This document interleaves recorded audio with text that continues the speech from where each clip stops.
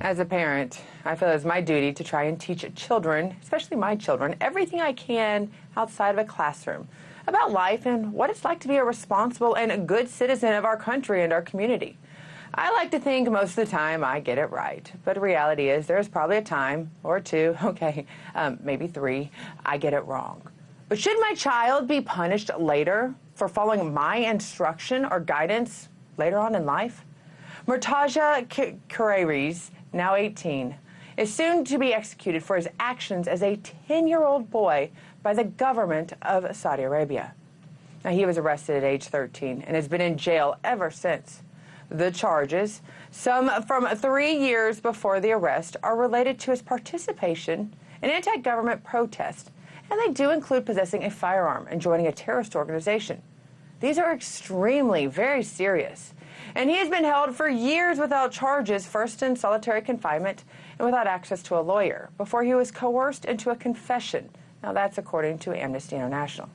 Now, Murtaza comes from a family of activists in Qatif province, which is part of the largely Shiite area in eastern Saudi Arabia. And some do question the fairness of executing a young man 8 years later for crimes which were trained into him and instructed by his parents and his elders.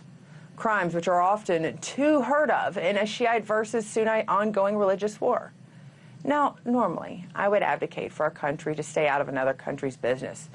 Except this is now normally one of those places when the country that we're dealing with is Saudi Arabia, one we continue to support militarily.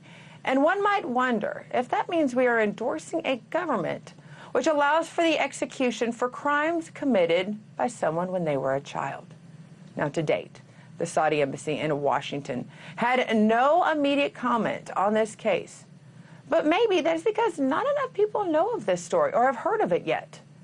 So in the end, I want you to ask yourself, should the U.S. take a stand and defend children who are just obeying their leaders and their parents? And personally, would you want your children to be held accountable for the mistakes you made as a parent? Let me tell you, I know I wouldn't.